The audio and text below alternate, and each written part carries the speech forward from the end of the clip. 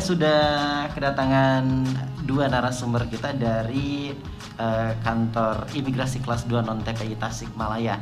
Selamat sore untuk Bapak Andika Rahadiansyah, Pak. Selamat sore, Mas. Gimana, sehat, Pak? Alhamdulillah, Mas. Gimana, Mas? Alhamdulillah, baik juga, Pak. Oke, dan juga untuk narasumber kedua kita, selamat sore buat Ibu Tiara Falah Ramdhani. Selamat sore, Bu. Iya, selamat sore, Mas. Oke, sehat juga, Bu, ya? Sehat juga, alhamdulillah. Oke, alhamdulillah. Ya, kita akan langsung tanya-tanya ini seputar Easy Passport.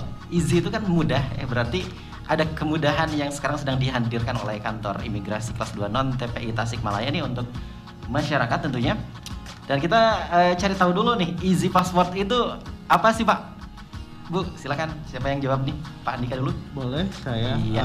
Jadi sebetulnya seperti ini, Mas. Easy Passport itu merupakan salah satu inovasi Direktorat Jenderal Imigrasi dalam rangka memberikan peningkatan pelayanan kepada masyarakat yang dilaksanakan di luar kantor, di mana petugas imigrasi yang mendatangi wilayah atau pemohon yang akan melakukan pembuatan paspor itu sendiri.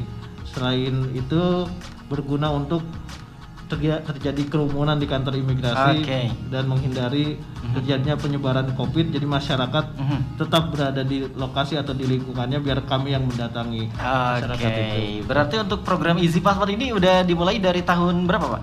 Kalau kita sudah memulai sebetulnya dari tahun lalu, Mas. Dari tahun lalu.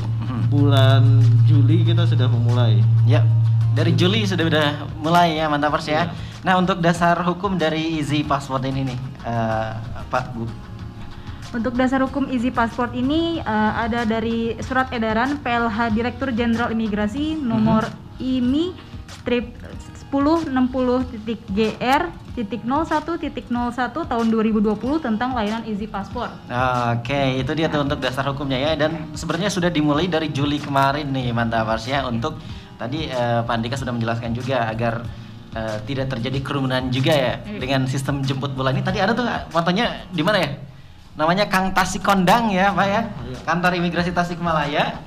Dikontak kami datang. Nah, itu dia tuh mantap. Oke, nah Pak Andika, Bu Tiara, siapa saja nih yang bisa menggunakan layanan Easy Passport ini, Pak?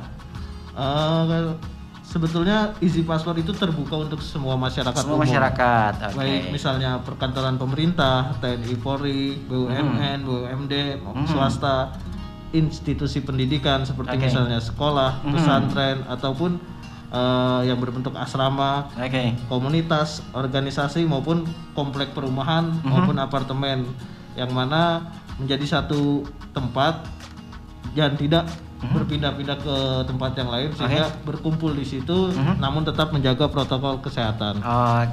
Jadi kalau kata orang-orang secara umumnya itu lebih kolektif gitu ya, Pak ya? Kolektif. Seperti itu tuh. Nah, masyarakat sendiri kapan nih, Pak, bisa melakukan layanan Easy Passport ini? Jadwal layanan kita sebetulnya setiap hari kerja, dari hari Senin sampai dengan hari Jumat, dari pukul 8 pagi sampai dengan pukul 16:00. Namun untuk jadwalnya nanti kita bisa menyesuaikan sesuai dengan apa yang diajukan oleh komunitas ataupun oleh grup tersebut secara kolektif ke kantor kita, sehingga kita nanti akan berkomunikasi bagaimana tempatnya, kita akan meninjau lalu waktunya sehingga tetap kembali lagi tetap menjaga protokol kesehatan. Itu yang paling utama sekarang. Enak nih ya, bisa ibaratnya bisa janjian dulu lah. Janjian dulu. Ya, Pak ya, Bu ya. Untuk komunitas apalagi ini lebih enak banget ya. Nah, untuk perbedaan sendiri, Pak, dari Easy Passport sama paspor biasa nih, Bu Tiara mungkin? Kalau untuk perbedaannya, kalau untuk yang konvensional kan pemohon paspor yang datang ke kantor imigrasi ya itu pun harus daftar online terlebih dahulu. Ya itu biasanya orang-orang kendalanya itu ya daftar online. Online gitu dulu ya antriannya ya. Dan itu sendiri-sendiri ya datangnya pribadi. Kalau untuk yang Easy Passport ini daftarnya secara kolektif. Dari komunitas, instansi atau organisasi setempat. Kita yang datang ke lokasi mereka sesuai dengan perjanjiannya gimana. Gitu itu aja sih. Jadi kitanya yang lebih mempermudah bagi kelompok tersebut. Jadi ibaratnya satu orang aja deh yang janjiannya gitu ya, Bu ya. Betul, iya. Kalau yang biasa kan ibaratnya kita daftar dulu seperti antrian online seperti ya. Kalau ini udah dikolektifkan sama satu orang saja gitu ya. Nah itu tuh perbedaannya cuma di sana aja Mantapers ya, untuk layanan Easy Password dengan layanan password biasa. Untuk tahapan pengajuan nih Bu, Pak Andika, pengajuan layanan Easy Password ini seperti apa Pak? Jadi untuk pengajuannya itu yang pertama adalah kita akan meminta organisasi ataupun komunitas untuk melakukan permohonan secara tersurat kepada kita. Oke. Setelah ada permohonan tersurat, maka kita akan berkomunikasi tentang lokasi maupun waktu yang akan dilaksanakannya pelayanan terhadap Easy Password itu tersebut. Oke, jadi itu tuh ya seperti yang tadi lah, ibaratnya kita bisa janjian dulu tuh, karena dalam rangka untuk mencegah penyebaran COVID-19 juga ya, lebih enak juga ya Pak ya. Dari tempat juga sampai dipertimbangkan tadi Pak ya. Iya. Tempatnya biar yang lebih enak buat kumpul dan bisa jaga jarak juga kan. Seperti itu tuh Mantapers ya. Nah setelah tahapan pengajuan layanan Easy Password nih, jadinya itu prosesnya passwordnya itu selesainya kapan Pak? Kalau untuk selesai paspornya itu sesuai dengan surat edarannya, selesainya 4 hari kerja setelah pembayaran PNBP. Oke. Ya, jadi misalnya kalau acara Easy Passport di lingkungannya itu hari Senin, bayarnya juga mereka semua orang itu udah bayar di hari Senin, selesainya itu berarti 4 hari kerja kemudian, Selasa, Rabu, Kamis, Jumatnya udah selesai, udah bisa diambil paspor. Oke, cepet banget ya, cuma 4 hari itu Mantapers ya. Kemudian setelah tadi nih, layanannya kan 4 hari juga udah beres tuh. Seperti apa nih pakaian misalkan yang digunakan untuk layanan Easy Password? Mengingat kan kita janjian dulu nih gitu kan di rumah, apakah ada pakaian yang khusus digunakan ataupun misalkan dari segi prokes juga seperti apa Bu? Ya, untuk pakaian sebenarnya bebas, tapi rapi juga dan sopan juga. Kalau bisa sih dihindari pakaian yang berwarna putih, karena background foto untuk paspor itu juga berwarna putih. Oh putih juga ya Bu ya? Iya. Oh iya. Selebihnya bebas. Oke, selebihnya bebas asal sopan. Ya. Sebagus mungkin deh pokoknya. Betul, boleh. Biar hasilnya juga yang bagus ya. Untuk paspor yang sudah selesai ini Bu, untuk pengambilannya sendiri bisa diwakilkan atau memang harus yang daftar satu orang per orang?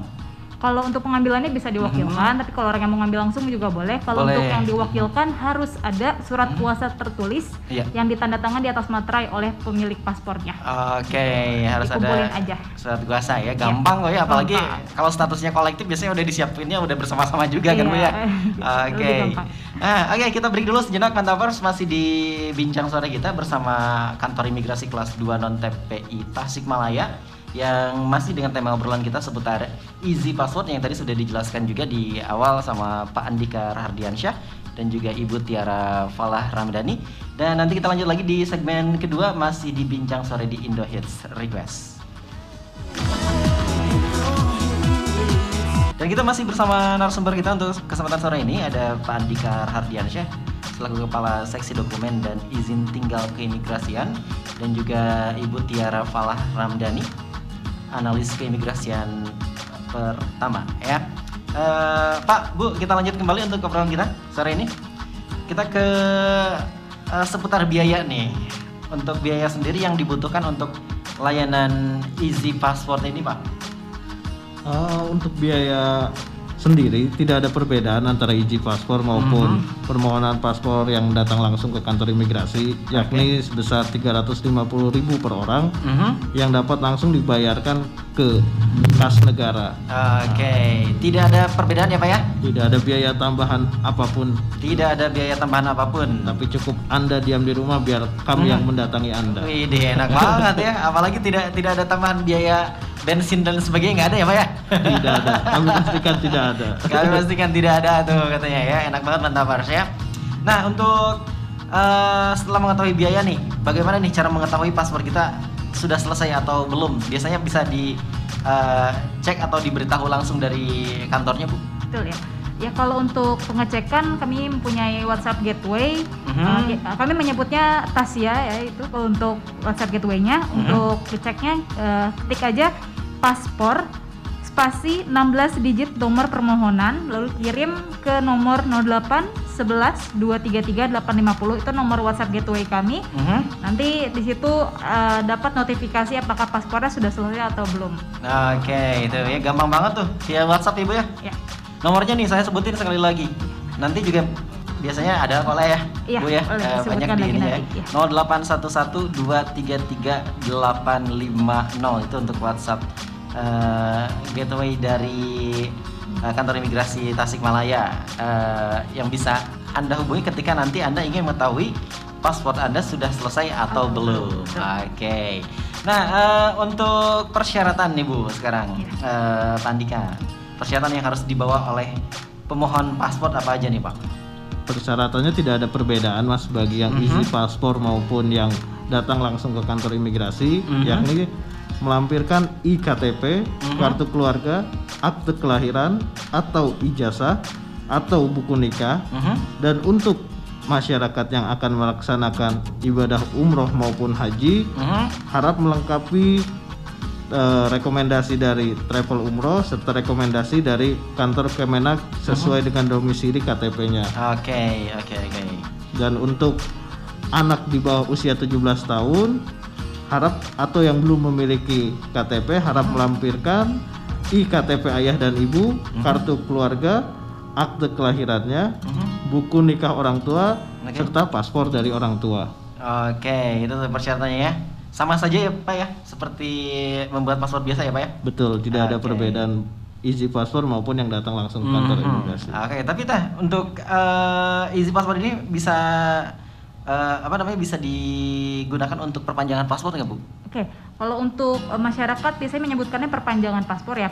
Perlu diluruskan bahwa yang betul itu adalah penggantian paspor. Oh, penggantian. Iya, kalau untuk di imigrasi yang benar itu adalah istilahnya penggantian paspor.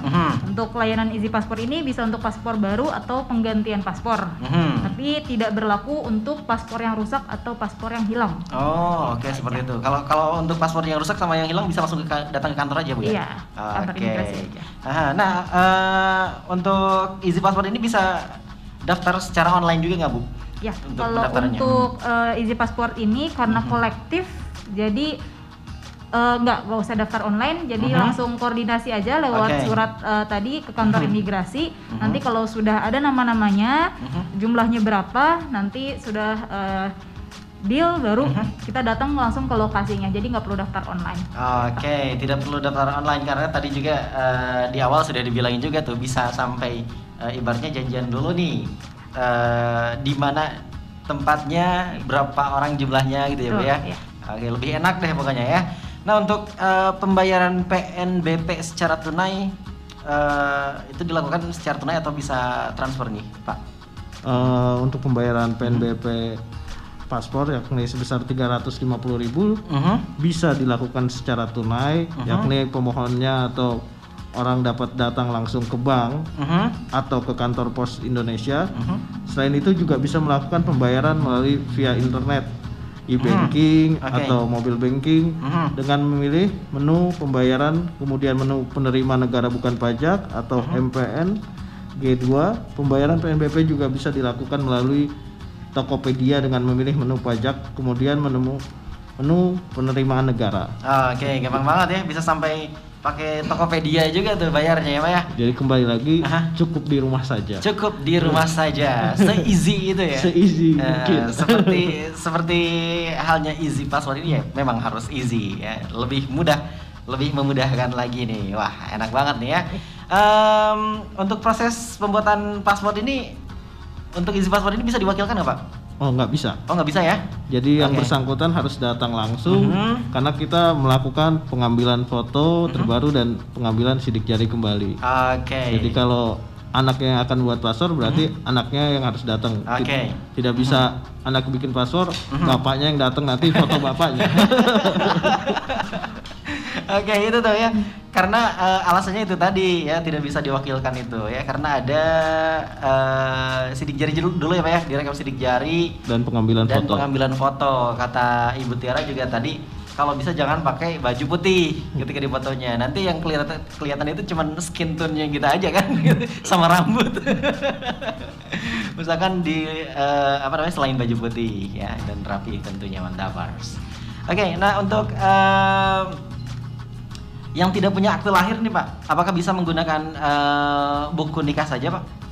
Bisa, dilampirkan, tetap persyaratannya adalah IKTP, kartu keluarga, dan buku nikah. Namun harus dicek kembali apakah di buku nikahnya itu terdapat perbedaan data atau tidak. Jadi antara KTP, kartu keluarga, buku nikah, data yang akan melaksanakan permohonan paspor itu harus sama. Baik nama, tempat tanggal lahir, nama orang tua.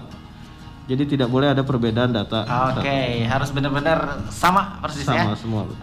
Nah tadi untuk akte nih. Nah untuk IKTP sendiri Pak, yang belum selesai misalkan nih Pak, apakah bisa diganti dengan syarat yang lain juga Pak? Untuk masyarakat yang belum memiliki IKTP karena keterbatasan satu dan lain hal, untuk sementara bisa menggunakan surat keterangan perekaman IKTP yang masih berlaku dari Dinas Pendudukan dan Catatan Sipil setempat sebagai pengganti IKTP yang sah.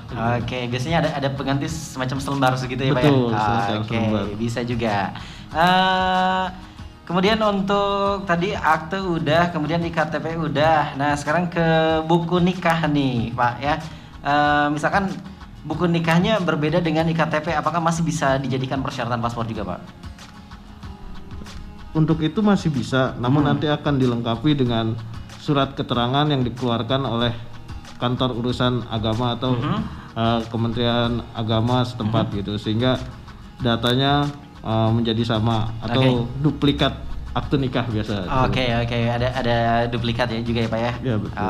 Nah kartu keluarga nih, sekarang tadi kan udah EKTP, kemudian akte, kemudian buku nikah. Nah sekarang ke kartu keluarga nih, yang biasanya jadi pertanyaan juga ya Bu ya, dari banyak masyarakat. Kalau misalkan kartu keluarga saya hanya ada fotokopi KTP-nya saja, apakah itu tidak masalah juga Bu Tiara? Kalau untuk verifikasi dokumen, kami membutuhkan dokumen yang aslinya juga. Jadi wajib melampirkan dokumen asli saat penyerahan persyaratan paspor. Gitu. Jadi kalau yang hanya ada fotokopi kartu keluarganya saja, terutama ini untuk yang paspor baru ya. Kalau untuk yang penggantian paspor mungkin bisa dengan KTP dan paspornya saja. Untuk yang keperluan wisata. Cuma kalau untuk yang paspor baru, ini wajib melampirkan semua dokumennya asli dan fotokopi satu kali. Itu dia tuh ya untuk persyaratannya. Nanti juga lah ketika daftar juga pasti dikasih tahu secara lengkap juga ya Bu ya. Ini mah biasanya penasaran, banyak pertanyaan biasanya seputar persyaratan itu tadi ya Bu ya. Ini bisa nggak ya, ini bisa nggak ya, itu bisa nggak ya, biasanya seperti itu yang menjadi kepenasaran masyarakat ketika akan membuat paspor ataupun membuat dokumen lain yang berkaitan dengan persyaratan. Selalu ada saja ya. Pak Andika, Ibu Tiara, masih ada satu segmen lagi kita di perbincangan bincang sore Tamal FM untuk kesempatan sore ini di Indo Hits Request. Kita break dulu sejenak, Mantapers, masih seputar perbincangan kita seputar Easy Passport bersama Kantor Imigrasi Kelas 2 Non TPI Tasikmalaya. Segmen ketiga ataupun segmen terakhir kita Mantapers untuk bincang sore ini masih kita lanjut kembali seputar Easy Passport. Nah, Bu Tiara, Pak Andika, paspor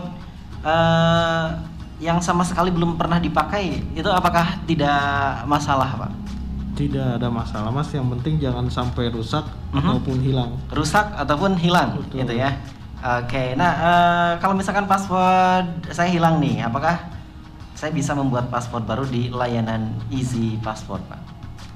Untuk saat ini tidak bisa karena itu termasuk penggantian paspor karena hilang dan harus dilakukan proses berita acara pemeriksaan di Kantor Imigrasi Tasikmalaya. Ada BAP-an ya Pak ya? Betul. Jadi prosesnya tidak bisa langsung datang karena masih ada proses pemeriksaan terlebih dahulu. Kenapa paspornya bisa hilang ataupun rusak gitu. Seperti itu ya. Ada syarat yang memang tidak bisa untuk dilakukan di Easy Passport ya Pak ya? Betul. Nah untuk kriteria lokasi nih Pak Bu yang dibutuhkan untuk layanan Easy Passport ini seperti apa Pak nih? Biasanya komunitas atau instansi yang mengundang kami itu perkantoran biasanya gitu ya. Mereka punya tempat khusus yang bisa menampung banyak orang di situ untuk ruang tunggunya minimal ya. Yang pasti karena di sini kita menggunakan protokol kesehatan pencegahan COVID-19, jadi harus juga tempat duduk ruang tunggunya itu dikasih jarak. Gitu. Nanti di sana kami akan membuka booth untuk foto dan wawancaranya gitu. Jadi kurang lebih yang cukup lah untuk yang sesuai dengan jumlah yang diminta sama pemohon paspornya gitu. Tapi kalau biasanya sih dibagi-bagi waktunya biar nggak numpuk di satu tempat yang sama. Disesuaikan juga ya Bu ya. Nah misalkan kayak di balai desa ataupun di aula-aula yang luas lah Bu ya. Sekiranya yang bisa juga untuk mengantri, untuk enak menunggunya juga gitu ya Pak ya. Seperti itu teman Tavers ya. Untuk perbincangan sore kita untuk kesempatan kali ini mungkin ada yang ingin disampaikan sebagai closing statement dari Pak Andika ataupun Ibu Tiara seputar keimigrasian ataupun seputar Easy Passport ini Pak? Seputar keimigrasian maupun seputar Easy Passport ini, yang pertama adalah kami menyampaikan bahwa pelayanan Easy Passport ini kami sangat berharap masyarakat dapat menerima pelayanan ini dimanapun berada, dan pelayanan ini khusus untuk wilayah kerja kantor imigrasi kelas 2 non TPI Tasikmalaya, yakni wilayah Priangan Timur. Priangan Timur ya? Betul. Dan kami juga di sini memohon doa dan dukungannya terkait dengan seperti yang slogan kami, yaitu kami akan menuju zona integritas, menuju wilayah bebas korupsi dan wilayah bersih melayani.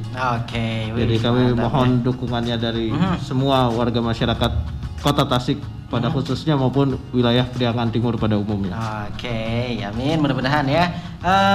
Pak Andika dari Ibu Tiara, saya lupa tadi nanya nih satu hal nih. Untuk yang sudah melaksanakan Easy Passport ini udah banyak belum di Tasik sendiri Pak? Di Kota Tasik sendiri 2 hari yang lalu kami baru melayani di kantor Kementerian Agama. Berarti jadi bagi kemarin ada sekitar 30 orang yang calon jemaah haji. Di tahun ini kami melayani langsung ke kantor Kementerian Agama. Jadi Pak, kalau misalkan nih ada orang mana ya, misalkan ya Ciamis atau Banjar atau Pangandaran yang pengen melakukan Easy Passport ini tetap bisa ya Pak ya? Tetap bisa. Tetap bisa. Jadi tinggal bersurat ke kami, Anda di rumah biar kami yang datang. Wih, mantap banget nih, zonanya luas. Tadi saya sempat mikir gini Bu, Easy Passport ini cuma di ruang lingkup Tasikmalaya saja, ternyata tidak seperti itu ya Pak? Betul. Di Priangan Timur, luar biasa. Bulan lalu kami dari Garut juga. Dari Garut juga. Semoga rekan-rekan di kantor imigrasi yang menjadi petugas tetap sehat selalu juga ya Pak ya. Amin. Dari Ibu Tiara mungkin ada yang ingin disampaikan nih? Ya paling untuk layanan ini sudah didukung dengan protokol kesehatan ya, jadi jangan khawatir kalau misalnya dengan keamanannya. Lebih enak juga gitu kami yang mendatangi pemohon paspor langsung gitu. Dan pesan dari kami juga untuk yang mau buat paspor mendingan diurus sendiri atau diurus secara kolektif di Easy Passport ini. Karena memohon paspor itu, membuat paspor itu mudah, tidak seperti kata orang sulit gitu kan. Terus untuk biayanya itu hanya 350.000. Kalau ada yang minta lebih dari itu berarti itu adalah pungutan liar. Tolong dilaporkan. Itu bisa dilaporkan tuh. Jadi paspor itu hanya 350.000. 350.000. Mudah dan cepat. Apalagi sekarang dipermudah lagi dengan Easy Passport. Sesuai slogan di Tasikmalaya sendiri tadi apa tuh betul? Kang Tasik Kondang ya. Jadi biar kami yang datang kalau kata Pak Andika tadi ya, meskipun Anda yang ada di Banjar, di Ciamis, pokoknya yang ada di zona kantor imigrasi kelas 2 non TPI Tasikmalaya ya Pak ya? Betul. Wow, luar biasa sekali nih. Anda bisa memanfaatkan untuk pelayanan Easy Passport ini, mantap dari kantor imigrasi ya. Mudah-mudahan juga informasinya untuk kali ini bisa memberikan manfaat, bisa memberikan wawasan juga untuk yang sedang mendengarkan siaran kita. Pak Andika dan Ibu Tiara, terima kasih sudah menyempatkan waktunya untuk kesempatan sore ini.